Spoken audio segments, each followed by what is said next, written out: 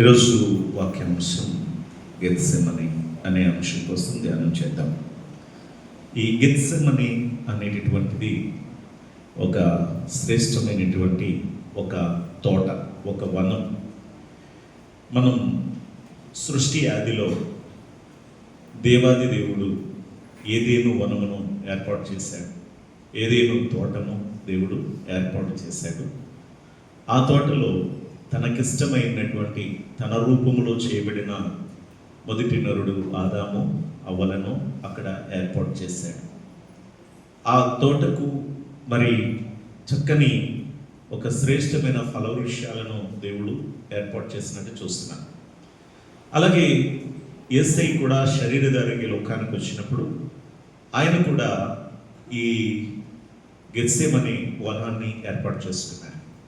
ఈ గెత్సెమనే ఒక తోట యెరూషలేములో ఒక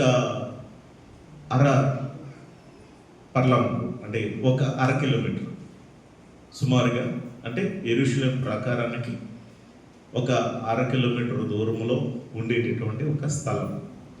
అంటే ఒలివ కొండ ఏదైతే ఉందో ఆ ఒలివ కొండ దిగువ భాగంలో ఉన్నటువంటిది గెత్సెమనే ఈ యొక్క తోట.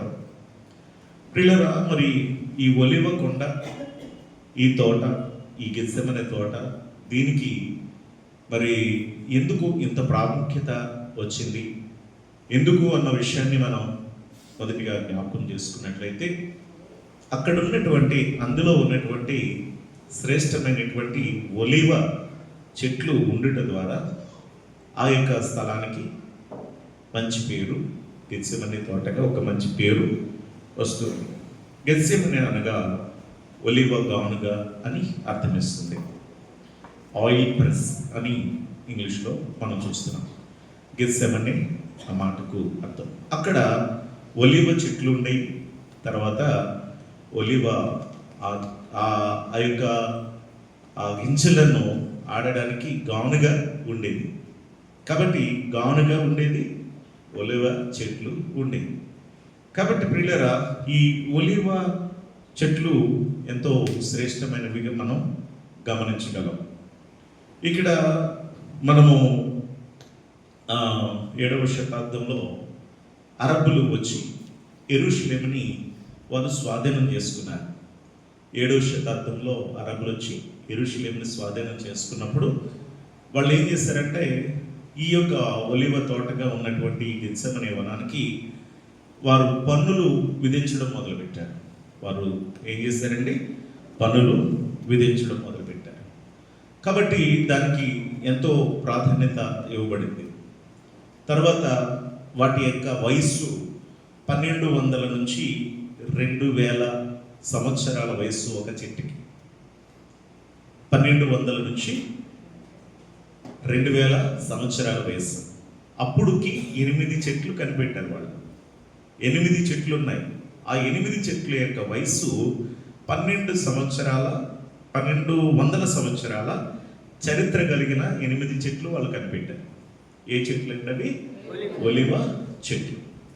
ఈ ఒలివ చెట్లు గురించి మనం ఆలోచన చేస్తున్నాం. ఈ ఒలివ పండ్లు ఏవైతే ఉన్నాయో వాటిని ఆహారంగా ఉపయోగించుకునేవారు. ఈ ఇశ్రాయేలు ప్రజలు ఏం చేసేవారంటే, వాటిని ఊరబెట్టి వాటిని రొట్టెల్లో తినేవారు అనమాట. రొట్టెల్లో తినేవారు. కాబట్టి ఇది ఒక ఆయిల్, ఒలివ ఆయిల్ అనేది స్వస్థతకి ఇది ఎంతో ఉపయోగపడేది. స్వస్థతలకి ఉపయోగపడేది, ఆహారానికి కూడా ఇది ఉపయోగపడేది. స్వస్థత కోసం అందుకని మనకి సమరయుడు, మంచి సమరయుడు గాయపడిన వ్యక్తిని ఏం చేశాడండి? అతను నూనె, ద్రాక్షారసము పోసాడు. నూనె స్వస్థతకి ఆ ఒలివ ఉపయోగపడేది. కాబట్టి ప్రియులారా, సుమారుగా అనేక వ్యాధులు ఈ ఒలివ పండ్ల వలన, ఒలివ నూనె వలన ఉపయోగపడింది. ఆహారానికి ఉపయోగం, అలాగే దాని నూనె కూడా స్వస్థతకి, ఆహారానికి కూడా ఉపయోగం. అందుకని నీవు నూనెతో నా తల అంటి ఉన్నావు అని కీర్తనకారుడు అన్నాడు. మీలో ఎవరైనా రోగి అంటే అతని సంఘం పెద్దలను పిలిపింపవలను, వారు ప్రభువు నామమున అతనికి నూనె రాసి, అంటే నూనెలో ఇప్పుడు మనం కొబ్బరి నూనె రాస్తాం, ఆ కొబ్బరి నూనెలో స్వస్థపరిచే శక్తి లేదు, కానీ విశ్వాసముతో మనం రాస్తాం. కనుక విశ్వాసమును బట్టి దేవుడు అద్భుత కార్యం చేస్తాడు. కానీ అక్కడ దేవుడిచ్చిన శ్రేష్టమైన ఒలివ నూనెలో అది ఒక స్వస్థపరిచే గుణం కలిగింది. అది అందులో దేవుడిచ్చినటువంటి ఒక మెడిసిన్ అన్నమాట. కాబట్టి గమనించండి, ఈ ఒలివ నూనె కూడా చాలా అవసరం. నేను ఆల్రెడీ చెప్పాను, ఒలివ నూనె మనకి ఇక్కడ 2200 రూపాయలు ఖరీదు ఉంది ఒక లీటర్. అది ఒరిజినల్గా అయితే 4400 రూపాయలు, కానీ 2200కి దొరుకుతుంది. మోర్లో నేను ఎప్పుడు వాడుతున్నాను కదా, మొన్న కూడా వెళ్ళి లీటర్ తీసుకున్నాను. అది ఆఫర్లో వచ్చింది, ఇప్పుడు 1200కి వచ్చింది నాకు లీటరు. అది ఏంటో మరి మనకు తెలియదు, కానీ ఆఫర్లో వచ్చింది. 2200ది 1200కి వచ్చింది. దీని ప్రయోజనం చాలా గొప్పది. నేను ఎందుకు ఈ మాటలు చెప్తున్నానంటే, ఆల్రెడీ నాకు కొలెస్ట్రాల్ చాలా ఎక్కువ ఉండేది. టోటల్ కొలెస్ట్రాల్ 237 ఉండేది టోటల్ కొలెస్ట్రాల్. ఇందులోనూ ట్రైగ్లైజరైడ్ అనేది చాలా ఎక్కువ ఉంది. ఈ ట్రైగ్లైజరైడ్ అనేది 190 ఉండేది నాకు. 100 మించి ఉండకూడదు. కానీ మీకు ఎందుకు ఈ మాటలు చెప్తున్నానంటే, ఈ శ్రేష్టమైనటువంటి ఈ ఆయిల్ వాడిన తర్వాత నాకు 87కి వచ్చేసింది ట్రైగ్లైజరైడ్. ఈ ట్రైగ్లైజరైడ్ అనేది హార్ట్ అటాక్ రావడానికి అవకాశాలు ఉన్నాయి. Less than 150, 140 ఉండాలంతే. అంతకు మించి ఉంటే సూచనలు హార్ట్ అటాక్ రావడానికి కొన్ని సూచనలు ఉంటాయని చెప్తారు.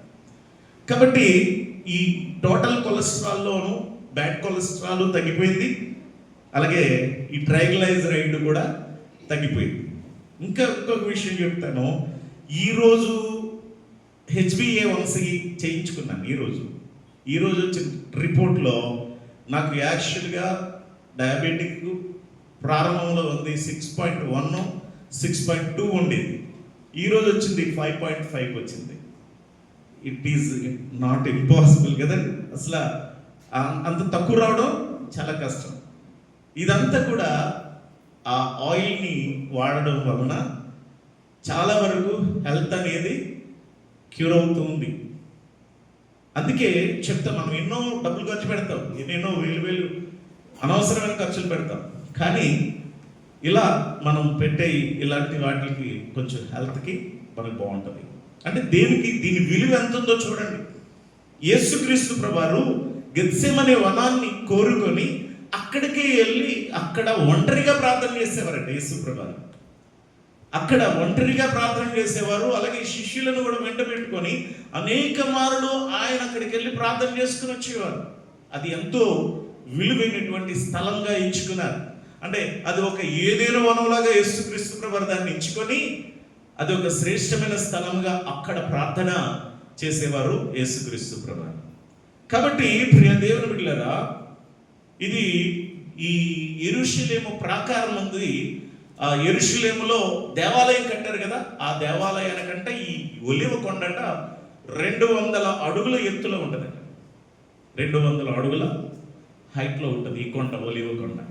కాబట్టి దాని చరిత్ర గురించి మనం చెప్పుకుంటే చాలా విషయాలు ఉన్నాయి. కానీ ఇప్పుడు ఆధ్యాత్మికంగా ఈ ఒలివ కొండ మీద కొండ దగ్గర ఉన్నటువంటి ఈ గెత్సెమనే, టోటల్గా ఒలివ అలాగే ఈ గెత్సెమనే అనేటువంటి ఇది దేనికి సూచన అనేది మనం గమనిస్తాం. ముఖ్యంగా ఒలివ అనేది ప్రాముఖ్యమైనది కనుక దేనికి సూచనగా ఉందో కొన్ని అంశాలు మీకు చెప్తాను, రాసుకోండి.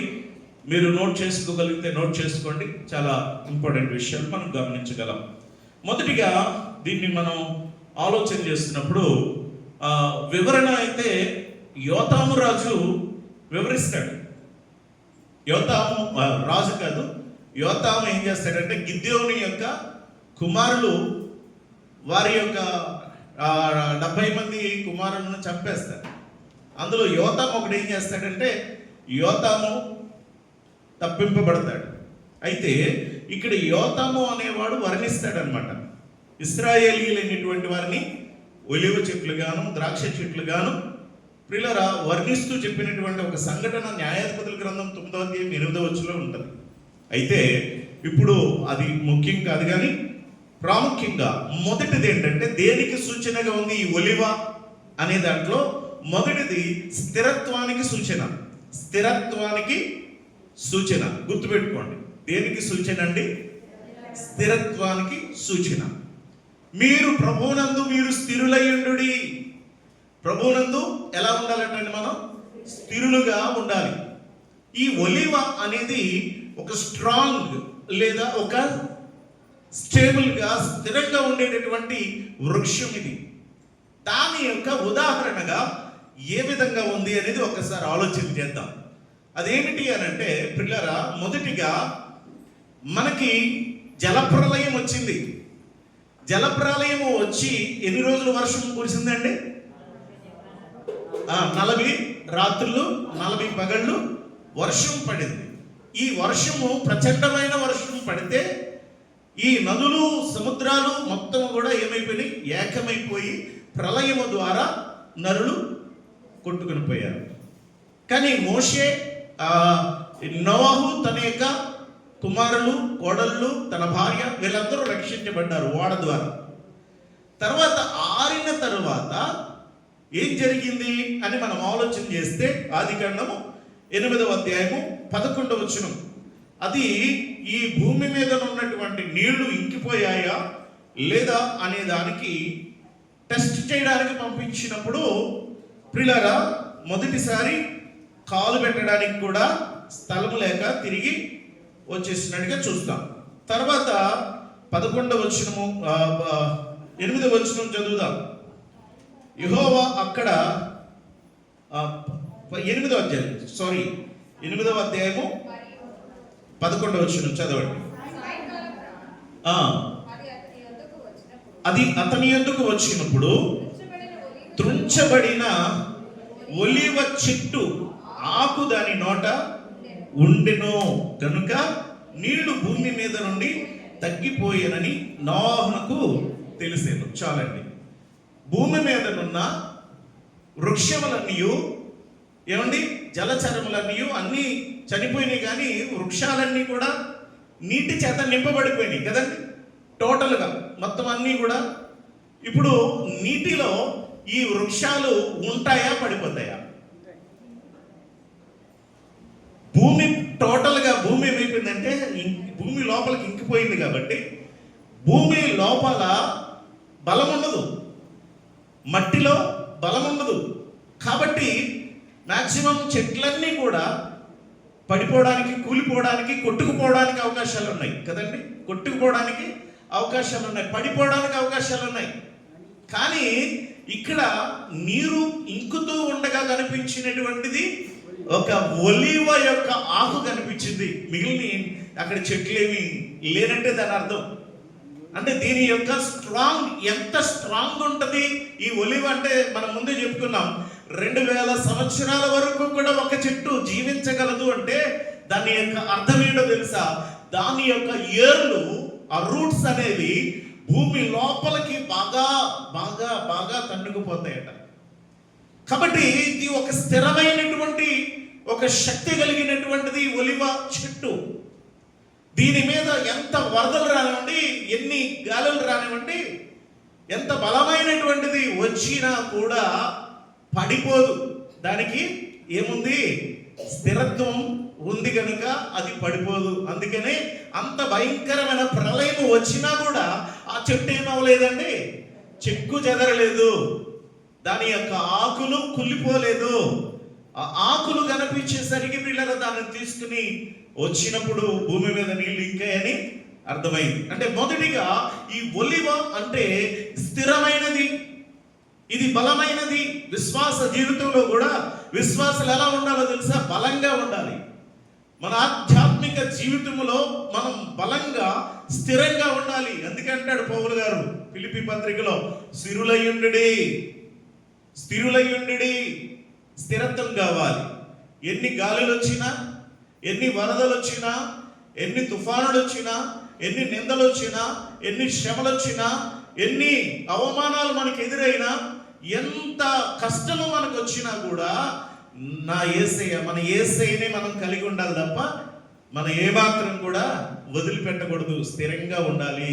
స్థిరంగా ఉండాలంటే మనలో ఏముండాలండి?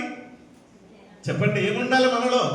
యేసయ్య అన్నాడు, కాబట్టి నా మాటలు విని వాటి చెప్పున చేయు ప్రతివాడు బండ మీద తన ఇల్లు కట్టుకొనినా, అంటే బండ మీద ఇల్లు కట్టుకుంటే అది స్థిరంగా ఉంటుంది. వరదలు వచ్చిను, గాలి ఆ ఇంటిని కొట్టినా కూడా అది పడిపోలేదు అని అంటాడు. అంటే స్థిరత్వం, వాక్యము అనేటటువంటి ఆ యొక్క ఆహారము వలన మన ఆత్మీయ స్థితిని స్థిరం చేసుకోవాలి. వాక్యం ద్వారానే మనం స్థిరులం అవుతాం.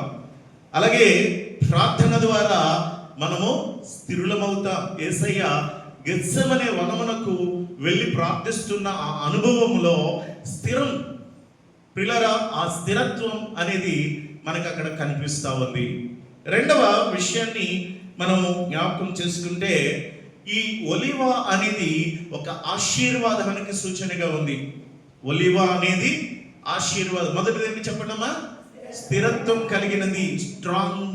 అలాగే రెండవదిగా మనం చూస్తే ఇది ఒక ఆశీర్వాదానికి సూచన. ప్రియులరా, అందుకనే కీర్తన గ్రంథం 128వ కీర్తనలో చాలా స్పష్టంగా కీర్తనకారుడు తెలియజేశాడు, యెహోవా యందు భయభక్తులు కలిగి ఆయన త్రోవల యందు నడుచు వారందరూ ధన్యులు. నిశ్చయముగా నీవు నీ చేతుల కష్టాన్ని తను అనుభవిస్తావు, ధన్యుడవు, నీకు మేలు కలుగును. నీ లోగిట నీ భార్య ఫలించు ద్రాక్ష వల్లి వలె ఉండును, భోజనపు బల్ల చుట్టూ నీ పిల్లలు ఒలివ మొక్కల వలె ఉందురు. అంటే మన పిల్లలను దేనితో పోల్చాడండి? ఒలివ మొక్కలతో పోల్చాడు. ఎవరికండి ఇది ఆశీర్వాదం? ఇది దేవుని యందు ఆ భయభక్తులు కలిగి జీవిస్తే. అంటే ఏ తండ్రి అయితే ఆ ఇంటి యజమానుడిగా ఉండి దేవుని భయం కలిగి, భక్తి కలిగి, విశ్వాసము కలిగి తన ఇంటిని బాగుగా ఎలుతూ, తన ఇంటిని బాగా కాపాడుకుంటూ, ప్రియులరా, స్థిరమైనటువంటి జీవితాన్ని కలిగి, ఒక క్రమశిక్షణ కలిగి, నీతి న్యాయ యథార్థతలను కలిగి ఏ తండ్రి అయితే ఆ ఇంటిని పరిపాలన చేస్తాడో అలాంటి వారు ప్రియులరా తప్పకుండా ఆశీర్వదింపబడతారు. వారి పిల్లలు ఆశీర్వదింపబడతారు. ఆ ఆశీర్వాదము దేనితో పోలుస్తున్నాడండి? ఒలివ చెట్ల వలె పోలుస్తున్నాడు. ఒలివ ఎంత స్థిరంగా ఉంటుందో, ఒలివ ఎంత ఆశీర్వాదకరంగా ఉంటుందో, అలాగనే మన పిల్లలు కూడా ఆశీర్వాదకరంగా మారతారు. అది మన పిల్లలను మనం ఆశీర్వదించాలి అని అంటే మనం ఏం చేయాలండి? మనం భయభక్తులు కలిగి ఉండాలి. అది చాలా ప్రాముఖ్యం. బైబిల్లో ఉంది, తల్లిదండ్రుల దోషము ఏం చేస్తాడండి? పిల్లల మీదకి పంపిస్తాడట. తండ్రుల దోషము కుమారుల మీదకి రప్పిస్తాడట దేవుడు. ఎందుకు అలాగా? మరలా అదొక సబ్జెక్ట్గా మనం వెళ్ళిపోవచ్చు. అంటే అది ఎందుకు అలాగా? దేవుడు ఎవరు తప్పు చేస్తే వాళ్ళని శిక్షించాలి కదా. కానీ తల్లిదండ్రులు తప్పు చేస్తే పిల్లల మీదకి శిక్షణ రావడం ఏంటి? కాబట్టి పిల్లలు బ్లెస్ అవ్వాలన్నా పేరెంట్స్ మీద, పేరెంట్స్ యొక్క భయభక్తులు కలిగి జీవించే విధానం మీద ఆధారపడి ఉంది. ఒకవేళ పిల్లలు శపింపబడాలన్నా ఎవరి మీద ఆధారపడిందండి? పేరెంట్స్ మీద ఆధారపడింది కదా. అందుకు ఇది మనం ఆశీర్వాదానికి మూలం దేవుని భయం కలిగి, భక్తి కలిగి జీవించాలి. ఇది చాలా ప్రాముఖ్యం. రెండవది ఇదేంటి? ఒలివ చెట్లు. ఒలివ అనేది దేనికి సూచన అండి? ఆశీర్వాదానికి సూచన. మూడవది సౌందర్యానికి సూచన. సౌందర్యానికి సూచనగా పోల్చి మాట్లాడుతున్నాడు. హోషేయ గ్రంథం 14వ అధ్యాయము 6వ వచనం చదువుదాం. హోషేయ గ్రంథము 14వ అధ్యాయము 6వ వచనం చదవండి. అతని కొమ్మలు విశాలముగా పెరుగును, ఒలీవ చెట్టునకు కలిగినంత సౌందర్యం. చాలండి. ఒలీవ చెట్టునకు కలిగిన సౌందర్యము అతనికి కలుగుతుందట. అంటే ఇప్పుడు మూడవ అంశం ఏంటంటే, ఈ ఒలివ అనేది, ఈ గెత్సెమనే వనములో ఉన్న ఒలివ ఎలా ఉంటుందండి అంటే సౌందర్యము కలిగి ఉంటుంది. సౌందర్యము అది పోల్చాడు దేవుడు. సౌందర్యము మిగిలిన వాటితో పోల్చలా. దేని సౌందర్యంతో పోల్చాడండి? ఒలీవ చెట్లకున్న సౌందర్యం అతనికి ఉండను అంటాడు. అంటే ప్రియులారా, ఈ దినాన అందం అనేది బాహ్య సంబంధమైనది కాదు, ఆత్మ సంబంధమైన అందం కలిగి ఉండాలట. సంఘం బాహ్య సంబంధమైనది కాదు. అందము మోసకరం, సౌందర్యము వ్యర్థం. ఇది బాహ్య సంబంధమైనది. ఆత్మీయ సౌందర్యం కలిగి ఉండాలి. బాహ్య సంబంధమైన సౌందర్యం కోసం మనం ఏం చేస్తాం? ఆభరణాలు ధరించుకుంటాం, మంచి వస్త్రాలు ధరించుకుంటాం. ప్రియులారా, మనం అనేకమైనటువంటి చక్కని ఫ్యాషన్స్ చేస్తాం అందం కోసం. కానీ ఆత్మ సౌందర్యం కోసం దైవ భయము, భక్తి, విశ్వాస, ప్రేమ, నిరీక్షణలు ఇవన్నీ కూడా మనం సంపాదించుకోవాలంటాడు. ఆత్మ సౌందర్యము కలిగి విశ్వాసం ఉండాలి. బాహ్య సౌందర్యము ఏమాత్రమో కాదు. దేవుడు ఏం చూస్తాడట? ఏమండి? అంతరంగమును పరిశీలిస్తాడు, హృదయాన్ని పరిశీలిస్తాడు. మనుషులు పైరూపాలను చూస్తారు, కానీ దేవుడు హృదయ అంతరంగాన్ని గమనిస్తాడు. కాబట్టి ఒలీవ జ్ఞాపకం చేసుకున్నప్పుడు ఏం రావాలి మనకు గుర్తంటే? అందము, సౌందర్యము. ఏ సౌందర్యము? సంఘము ఆధ్యాత్మికమైన సౌందర్యము కలిగి ఉండాలి అన్నది జ్ఞాపకం చేసుకున్నాను. 4వ విషయాన్ని మనం జ్ఞాపకం చేసుకున్నట్లయితే, ఇది స్తుతికి సూచనగా ఉంది. దేనికండి? స్తుతికి సూచన, అంటే కృతజ్ఞతాస్తుతులకు సూచనగా ఉంది ఈ ఒలీవ చెట్టు. ఎందుకు అనే విషయాన్ని నెహెమ్యా గ్రంథము ప్రియులారా 8వ అధ్యాయం 15వ వచనం చదువుదాం. నెహెమ్యా గ్రంథము 8వ అధ్యాయము 15వ వచనం రాసుకోండి. ప్రతి ఒక్కరు కూడా రిఫరెన్స్ రాసుకోండి. ఒకవేళ మీకు ఎక్కడైనా మెసేజ్ చెప్పే అవకాశం వస్తే మీరు ఈ అంశాలని నీట్గా వివరించి మీరు చెప్పగలిగితే ప్రియులారా మనము మీకెంతో గొప్ప విలువ అనేది పెరుగుతుంది కూడా. దేవునిలో మీరు ఎదిగిన విధానం కూడా మనకు కనిపిస్తుంది. కాబట్టి ప్రతి ఒక్క అంశాన్ని గుర్తుపెట్టుకోండి. 8వ అధ్యాయము 15వ వచనం, మరియు వారు తమ పట్టణములన్నిటిలోను యెరూషలేములోను ప్రకటన చేసి తెలియజేయవలసినదేమనగా, మీరు పర్వతమునకు పోయి ఒలీవ చెట్ల కొమ్మలను, అడవి ఒలీవ చెట్ల కొమ్మలను, గొంజి చెట్లను కొమ్మలను, ఈత చెట్ల కొమ్మలను, గుబురుగల వేరు చెట్ల కొమ్మలను తెచ్చి వ్రాయబడినట్లుగా పర్ణశాలలు కట్టవలెను. చాలండి, దేవునికి మహిమ కలుగును గాక. ఏమి తీసుకుని రావాలి? ఇక్కడ ఒక పర్ణశాలలు కడుతున్నారండి. పర్ణశాలలు అంటే ఇది ఏమిటి అంటే, ఇశ్రాయేలు ప్రజలైన వారు ఐగుప్తు దేశంలో నుండి వారు బయటకు వచ్చారు. ఈ ఐగుప్తు దేశంలో నుండి బయటికి వారు రావడాన్ని ఏంటంటే, వారు బానిసత్వం నుండి విడుదల పొందుకున్నారు. బానిసత్వం నుండి వారు విడుదల పొందుకున్నారు ఈ ఐగుప్తు దేశం నుండి కదా. కాబట్టి ఇప్పుడు ఏంటంటే, దేవుడు కొన్ని ఆచారాల్ని ఆచరించమన్నాడు, కొన్ని పద్ధతుల్ని ఫాలో అవ్వమన్నాడు. ఎందుకు అని అంటే, వాటి ద్వారా దేవుడు చేసిన మేలులను, దేవుడు చేసిన ఆ మహిమలన్నిటినీ కూడా వారు జ్ఞాపకం చేసుకోవడానికి. ఒక వస్తువు ఉందంటే ఆ వస్తువును చూసినప్పుడు మనకి ఇచ్చిన వారు గుర్తొస్తారా లేదా? ఏమండి? ఒకవేళ ఎవరైనా మనకి ఏదైనా ఇచ్చారనుకోండి, నాకు ఈ బైబిల్ ఇచ్చారనుకోండి, ఈ బైబిల్ని చూసినప్పుడల్లా నాకు పలానా వాళ్ళు నాకు గిఫ్ట్ ఇచ్చారని జ్ఞాపకం వస్తుంది, అంతే కదా. నాకు ఈ షర్ట్ ఇచ్చారు, పలానా వాళ్ళు ఇచ్చారు అంటే, మనం ఏదైనా ఒక వస్తువు మనం కలిగి ఉంటే, ఎవరైనా ఇస్తే దానిని ఏం చేస్తాం? మనం చూసినప్పుడల్లా జ్ఞాపకం వస్తుంది. అందుకు జ్ఞాపకార్థముగా కొన్ని చేయమని చెప్పాడు దేవుడు. అందులో ఒకటి ఏంటంటే పర్ణశాలల పండుగ. ఈ పర్ణశాలల పండుగ అనేది ఏం చేయాలి ఇశ్రాయేలీలు అంటే, వారు ప్రియులారా కొమ్మలన్నింటినీ నరికి తీసుకొచ్చి, ప్రియులారా వారు ఏం చేయాలంటే ఈ ఖాళీ స్థలంలో చిన్న పాకలాగా వేయాలి. పాక అర్థమవుతుందమ్మా? ఏం చేయాలి? పాకలాగా అంటే ఈ కొమ్మలతో వేయాలి ఆ పాక. మేము చిన్నప్పుడు కొంచెం యాక్టర్స్, సినీ బాగా బాగా మోజు కదా, కృష్ణ గారు బాగా ఇష్టం మాకు విజయవాడలో. ఏం చేసేవాళ్ళం? చిన్నపిల్లలం కదా, ఆ ఫ్యాన్స్ కదా, మేము డబ్బులు పాకెట్ మనీలన్నీ 5 పైసలు 10 పైసలు పోగు చేసుకొని చాక్లెట్లు కొని మేము చిన్న సౌండ్ మ్యూజిక్ పెట్టుకొని ఈ కొమ్మలతో చిన్న పాకలాగేసి ఆయన ఫోటో పెట్టేసి మేము ఇంకా అక్కడ గంతలేడు వచ్చిన వాళ్ళకి చాక్లెట్లు పంచడం ఇలా చేసేవాళ్ళం అనమాట. అంటే ఈ కొమ్మలేసి మళ్ళీ తర్వాత పీకేస్తాం.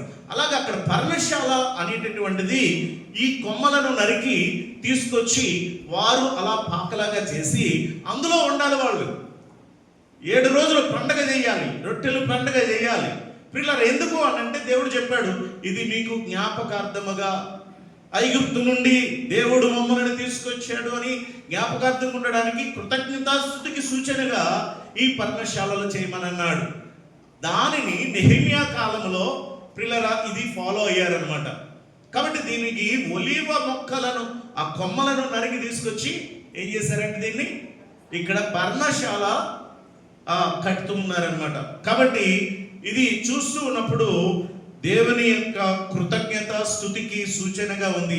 మొదటిది చెప్పండమ్మా స్థిరత్వం, రెండవది ఆశీర్వాదం, మూడవది సౌందర్యం, నాలుగవది స్తుతికి సూచనగా ఉంది.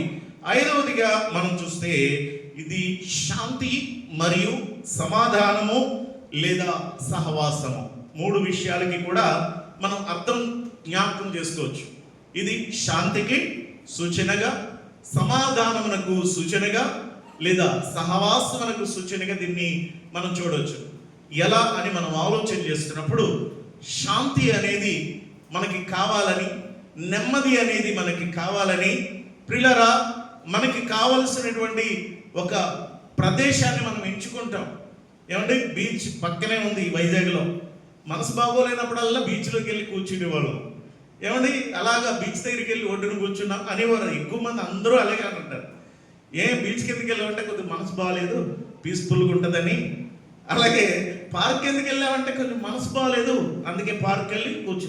అంటే ఒక వ్యక్తి తన మనసు ప్రశాంతత కోసం, నెమ్మది కోసం ఏం చేస్తారు అంటే ఒక ప్లేస్ని ఎంచుకుంటాడు. ప్రియులారా ఇక్కడ కూడా 2 విషయాలు మనం గమనించుదాం. మొదటి విషయం ఏంటంటే ఇక్కడ దావీదు జీవితంలో చాలా శ్రమ ఎదుర్కొన్నాడు. అతను ఎదుర్కొన్నటువంటి శ్రమ ఇంత అంత కాదు. ఏంటి దావీదు మహారాజు ఎదుర్కొన్న రాజండి, గొలియాతుని చంపినటువంటి వాడు. అతడు చాలా క్రూర మృగాలను సైతం చంపినవాడు, బలము కలిగిన వాడు, శక్తి కలిగిన వాడు, మేధాశక్తి కలిగిన వాడు. అలాంటి వాడు కొడుకుని ఏమీ చెయ్యలేక కొడుకు మీద ప్రేమతో, అబ్షాలోము మీద ప్రేమతో విడిచిపెట్టి పారిపోయాడండి, వెళ్ళిపోయాడు. ఎక్కడికి వెళ్ళాడు చదువుదాం. సమూయేలు 2వ గ్రంథము 15వ అధ్యాయము 30వ వచనం. సమూయేలు 2వ గ్రంథము 15వ అధ్యాయము 30వ వచనం చదవండి. అప్పుడు దావీదు ఒలీవ చెట్ల కొండ ఎక్కుచు ఏడ్చుచు తల కప్పుకొని పాదరక్షలు లేకుండా ఖాళీ నడకను వెళ్ళెను. అతని యొద్దనున్న జనులందరూ తలలు కప్పుకొని ఏడ్చుచు కొండ ఎక్కిరి.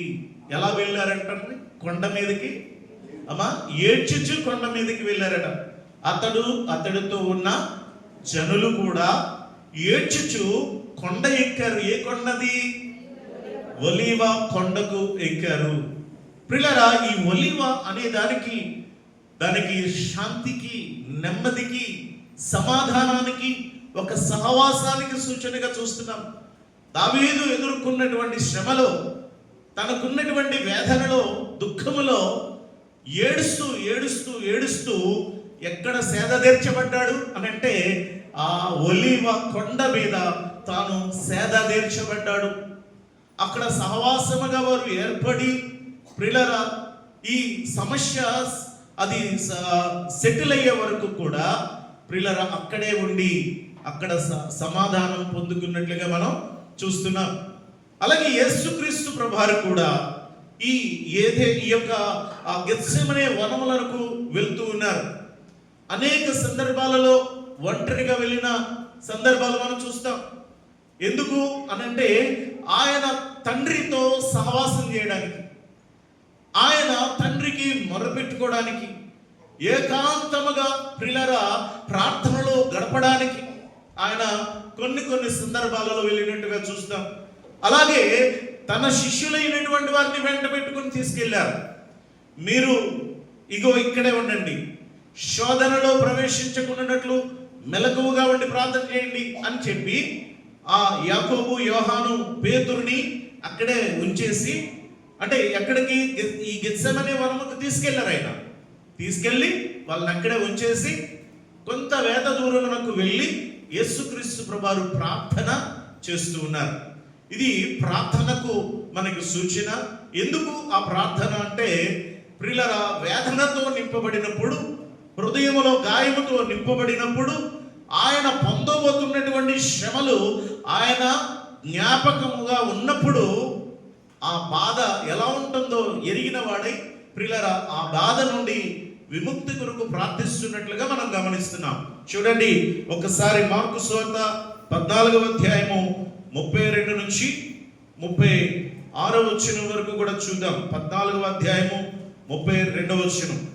వారు గెత్సెమనే అనబడిన చోటునకు వచ్చినప్పుడు ఆయన, నేను ప్రార్థన చేసి వచ్చే వరకు మీరిక్కడ కూర్చుండుడని తన శిష్యులతో చెప్పాను. పేతురును, యాకోబును, యోహానును వెంటబెట్టుకొని పోయి మిగుల విభ్రాంతి నొందుటకును చింతాక్రాంతుడగుటకును ఆరంభించెను. ఏం చేస్తున్నారు ఆయన? గెత్సెమనే తోటలో ఆయన దుఃఖాక్రాంతుడగుటకును చింతాక్రాంతుడగుటకును ఏం చేశాడట? ఆయన ఆరంభిస్తూ ఉన్నాడట. ఎంత వేదనతో ఉన్నారు చూడండి యేసయ్య. ప్రియులారా, ఆయన ఏం అవసరం ఆయనకి? దేవుడయ్యండి ఈ లోకానికి రావాల్సిన అవసరం ఏంటి యేసు ప్రభువారికి? ప్రియులారా, తెలియక మూర్ఖులు ఈ లోకంలో చాలా మంది అనేక రకాలుగా మాట్లాడుతూ, దేవుడై ఉంటే 3 మేకులు పీక్కోలేడా, 5 మేకులు పీక్కోలేడా అని మూర్ఖంగా మాట్లాడే మూర్ఖులు ఉన్నారు. పీక్కోలేడా మేకులు అంటే, ఆయన ఏదైతే శిక్ష విధించాడో ఆ శిక్ష ఆయన పొందాలి. ఆ విముక్తి రావాలంటే తాను విధించిన ఏ శాసనమైతే ఉందో ఆ శాసనానికి ఆయన కూడా కట్టుబడి ఉండాలి. అంటే తప్పు చేస్తే, లేదా తన ఇంటి వారు తప్పు చేస్తే ఆ శాసనములకు కట్టుబడి ఆ శిక్ష అనుభవించడం అది కరెక్ట్. కానీ ఏ తప్పు చేయకుండా, ఏ నేరము చేయకుండా ఈయన వెళ్ళి శిక్ష అనుభవించడం ఏంటి? అదే ప్రేమ. అలాంటి ప్రేమ ఈ లోకములో కాదు, భూప్రపంచంలో ఎక్కడైనా సరే అలాంటి ప్రేమ కలిగిన వారు ఎవరైనా ఉన్నారా అంటే ఎవరు లేరు. ఆయన ప్రియులారా, మొదటి నరుడు ఆదాము తాను చేసిన ఆజ్ఞ అతిక్రమ పాపము వలన శిక్షను తీసుకొస్తే ఆ శిక్ష నుంచి విమోచించడానికి ఆయన మన కొరకు ఆ శ్రమ అనుభవించాడు. ఆయన మన కొరకు ఆ గాయాలు పొందుకున్నాడు. ఆయన ఎన్ని అద్భుతాలు చేయలేదు యేసు ప్రభువారు, ఎన్ని ఆశ్చర్యకార్యాలు చేయలేదు ఆయన వస్త్రము ముట్టిన వెంటనే స్త్రీ బాగుపడింది. 12 సంవత్సరాల స్త్రీ బాగుపడింది. ఆయన బురద చేసి, ఆయన ఉమ్ము వేసి, బురద వేసి కళ్ళు రాస్తే వెళ్ళి కోనేటిలోకి వెళ్ళి సిలోయమను కోనేటిలో కడుగుకొని బాగుపడ్డాడు. ఆయన ఉమ్ములో స్వస్థత, ఆయన యొక్క నామములోనే స్వస్థత, ఆయన వస్త్రములోనే స్వస్థత ఉన్నప్పుడు ఆయన తప్పించుకోలేడా? ఆయనకి ఆ శక్తి లేదా? అలా తప్పించుకుంటే మానవాళికి ఏం లేదు, విమోచన లేదు. అందుకే ప్రియులారా, తాను పరమును విడిచి లోకానికి వచ్చి శ్రమ పడాలి, అది తెలుసు ఆయనకి కూడా. అదే నిబంధన చేసుకుని వచ్చాడట లోకానికి. అందుకే అది కళ్ళ ముందు కనపడుతుంది ఆయనకి. దేవుడు కదండి, తట్టుకోగలిగాడు అనడానికి లేదు. తట్టుకోగలడానికి ప్రియులారా, ఆయన మంటి శరీరాన్ని, మన యొక్క శరీరాన్ని దాల్చి ఆయన పుట్టాడు. కానీ ఆయనకి మనకి ఏంటయ్యా అంటే, ఆయన పాపము లేనివాడిగా పుట్టాడు, మనము పాపముతో పుట్టినటువంటి వారం. తల్లి గర్భము నుండి పాపముతో జన్మించిన వారు. పాపము లేనివాడు యేసుక్రీస్తు ప్రభువారు. అలాంటి యేసుక్రీస్తు ప్రభువారు మనకి గిలితే ఎంత నొప్పి ఉంటుందో ఆయనకి అంతే నొప్పి ఉంటుంది. కానీ అదంతా కళ్ళ ముందు కనపడుతుంటే ఏమండి, ఎవరైనా తట్టుకోగలరా? అందుకు ఆయన వెళ్ళి గెత్సెమనే వనమునకు వెళ్ళి ఆయన ప్రార్థన చేస్తూ ఉన్నాడు. అదే ఇక్కడ చెప్తున్నాడు. ఆయన దేనికి వెళ్ళాడటండి? గెత్సెమనే వనానికి ప్రాణము అగునంతగా దుఃఖములో మునిగి ఉన్నది, నా ప్రాణము మరణమగునంతగా దుఃఖములో మునిగి ఉన్నది, మీరు ఇక్కడే ఉండి మెలకుగుండండి అని చెప్పి అక్కడికి వెళ్ళి ప్రార్థిస్తున్నాడు ఆయన. ఏమని? తండ్రి, నేను ఈ బాధలు పడలేనయ్యా, నేను ఈ కష్టం పడలేను, ఈ దెబ్బలు నేను తినలేను, ఇదిగో ఆ ముళ్ళ కిరీటం నా తలలో పడితే ఆ ముళ్ళు గుచ్చుకుంటే విలవిలలాడిపోతాను, నా వల్ల కాదయ్యా, వద్దు, ఈ శ్రమ నాకొద్దు, నన్ను దయచేసి వదిలే అని చెప్పేసి అనాలి. అన్నాను, అలాగని లేదు. ఒకటే అడుగుతున్నాడు ఆయన, తండ్రి నీ చిత్తమైతే ఈ గిన్నె అయినను నా ఇష్టం కాదు. అయినా అడగడానికైతే అడిగారు కానీ నా ఇష్టం కాదు అంటే అక్కడ తండ్రి చిత్తాన్ని నెరవేరుస్తున్నాడు, తండ్రి చిత్తానికి అప్పగించుకుంటున్నాడని మనం ఇక్కడ గ్రహిస్తున్నాం. కాబట్టి ప్రియులారా, ఈ గెత్సెమనే వనము ఇది మన సంఘం. ఈ గెత్సెమనే వనములో ఉన్న ఒలీవ మొక్కల వలె మనం కూడా ఉండాలి. ఒలీవ మొక్కల వలె మనం కూడా ఉండాలి. గెత్సెమనే వనములో ఏ విధంగా అయితే ప్రియులారా అక్కడ అది ఒక గొప్ప స్థిరము కలిగినదో అలాగే మనం కూడా దేవునిలో స్థిరంగా ఉండాలి. ఆ యొక్క ఒలీవ ఆ వనములో ప్రియులారా, గెత్సెమనే ఆ వనములో ఈ యొక్క వృక్షములు ఏ విధంగా అయితే సౌందర్యముగా ఉందో అలాంటి ఆధ్యాత్మికమైనటువంటి సౌందర్యము కలిగి మనం ఉండాలి.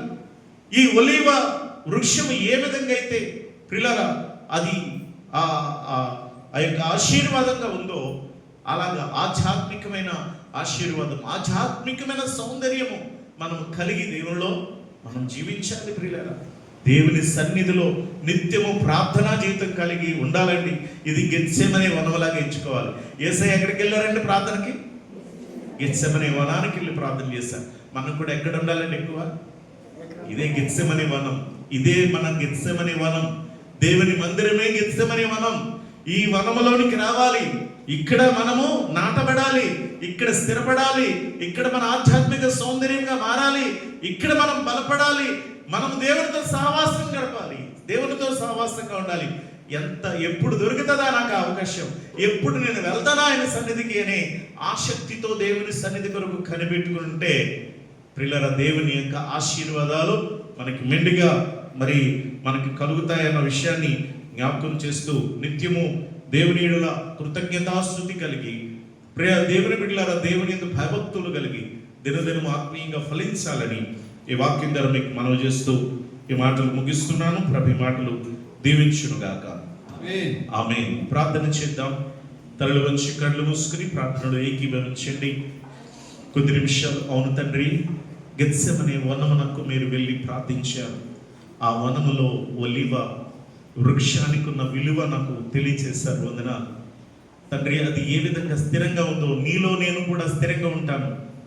ఏ విధముగా అది ఆత్మ సౌందర్యము కలిగి ఉందో నేను కూడా తండ్రి స్థిరము కలిగి నేను జీవిస్తాను తండ్రి. అది ఆశీర్వాదం ఎలాగుందో నేను అనేకులకు ఆశీర్వాదకరంగా ఉంటాను. నా బిడ్డలు, మేము కుటుంబం అంతా తండ్రి ఆ ఒలీవ యొక్క విలువ నాకు నేర్పించు. నేను కూడా తండ్రి ఆ ఒలీవ సౌందర్యముగా మారుతాను. ప్రభా, నన్ను, నా కుటుంబాన్ని, నా బిడ్డలను ఆయన మీరు తీర్చిదిద్దండి, నీలో నడిపించండి. గెత్సెమనే వనము నీ మందిరమునైనా, నీ మందిరములో నేను నిత్యం ప్రార్థిస్తాను, నేను నిత్యం సహవాసం కలిగి ఉంటాను, సమాధానం కలిగి ఉంటాను. ప్రభా, ప్రార్థన చేద్దామా? పాస్టర్ గారు ప్రార్థన చేస్తారు, మనం ఏకీభవించుదాం.